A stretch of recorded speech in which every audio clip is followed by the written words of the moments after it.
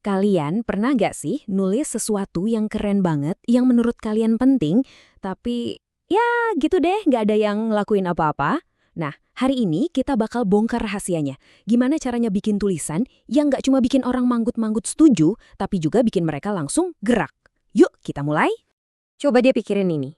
Apa sih bedanya kalau kita bilang vaksin itu bermanfaat sama kamu harus divaksin? Nah, itu dia. Itulah bedanya antara sekedar meyakinkan seseorang sama mengajak mereka bertindak. Dan perbedaan kecil tapi penting inilah yang jadi inti bahasan kita hari ini. Kita akan ngomongin soal teks eksposisi hortatoris, atau yang dalam bahasa Inggris dikenal sebagai hortatory exposition text.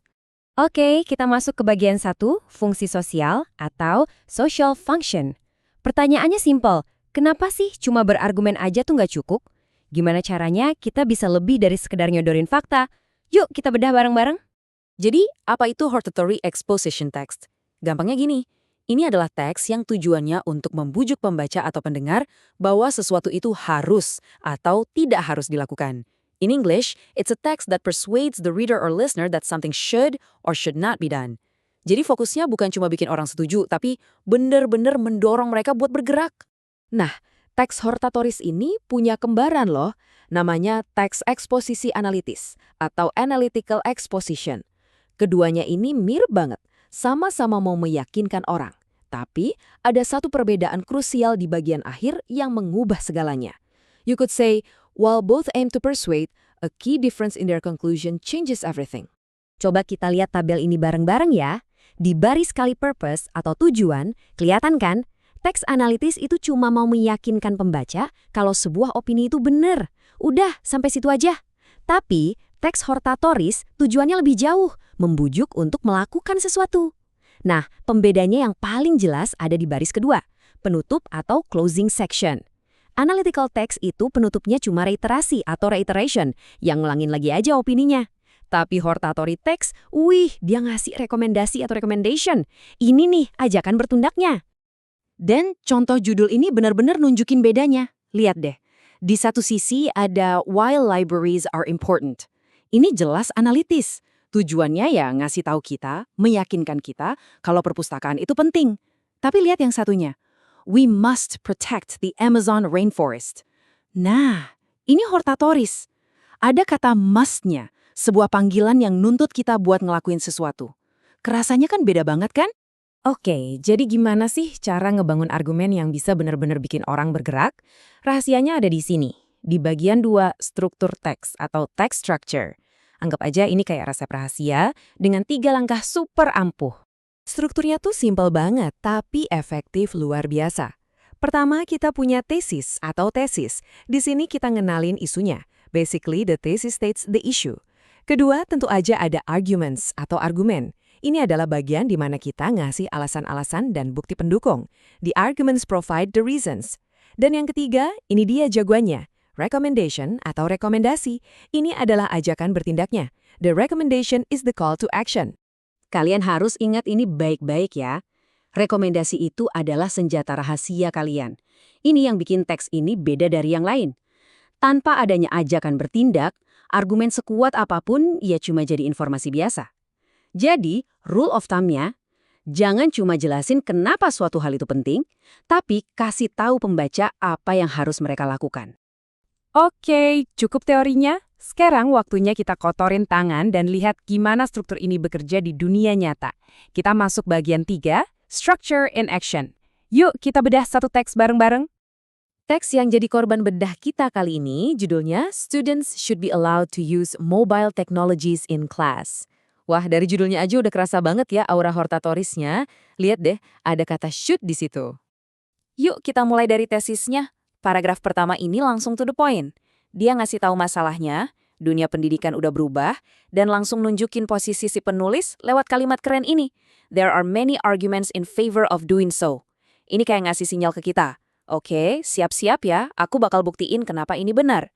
Lanjut ke argumen pertama. Gampang banget nemuinya, karena ada penanda urutan yang jelas. First of all. Nah, argumen ini fokus ke fakta bahwa zaman sekarang, skill ngetik itu lebih relevan daripada nulis tangan.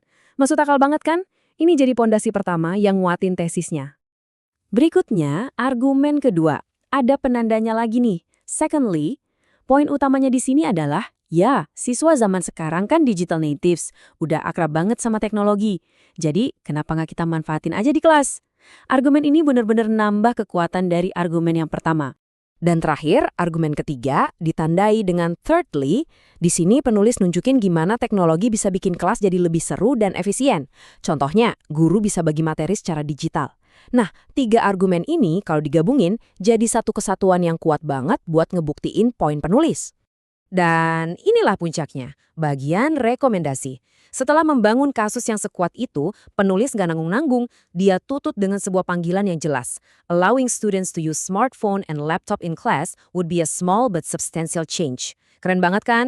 Teksnya nggak berhenti di kenapa, tapi langsung ngasih tahu apa yang harus kita lakukan. Ini dia kekuatan sesungguhnya. Oke, kita udah lihat kerangka bangunannya yang kokoh. Tapi apa sih bumbu rahasia yang bikin kata-katanya jadi persuasif banget? Nah, sekarang waktunya kita bongkar kotak peralatan bahasanya di bagian 4, fitur bahasa atau language features. Di dalam kotak peralatan ini, ada 5 senjata utama.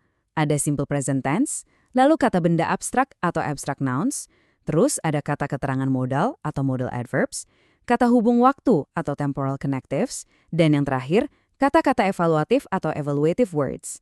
Kita bakal fokus ke beberapa yang paling berpengaruh. Salah satu yang paling keren itu modal adverbs. Ini tuh kayak level meter keyakinan penulis. Kalau dia pakai kata certainly atau undoubtedly, itu artinya dia yakin 100%. Basically, modal adverbs show the writer's confidence in their arguments. Beda cerita kalau pakainya probably, itu tingkat keyakinannya moderat. Nah, pilihan kata-kata kecil ini ngaruh banget ke seberapa kuat argumennya kedengeran. Terus ada yang namanya temporal connectives. Gampangnya kata-kata kayak first of all, secondly, thirdly, ini tuh kayak GPS buat pembaca. Fungsinya nuntun mereka biar alurnya jelas, logis, dan gampang diikutin dari satu argumen ke argumen berikutnya sampai akhirnya nyampe di kesimpulan. Dan yang terakhir, evaluative words.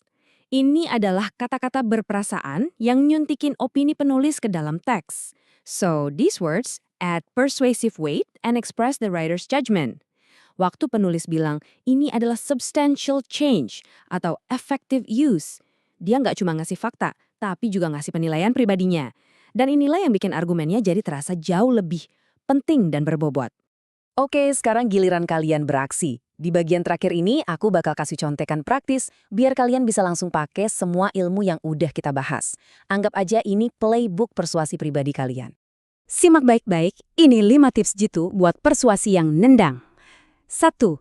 Di bagian tesis, nyatakan posisimu dengan super jelas, state your position clearly. 2. Setiap argumen harus punya penanda urutan plus bukti yang kuat.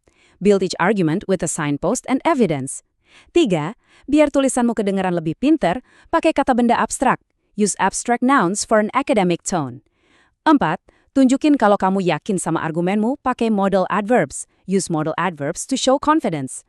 Dan yang kelima, yang paling penting dari semuanya, tutup dengan rekomendasi yang jelas dan to the point. And with a clear direct recommendation. Oke, challenge time. Ini misi buat kalian. Pilih satu topik, antara siswa harus berolahraga setiap hari atau sekolah harus melarang junk food.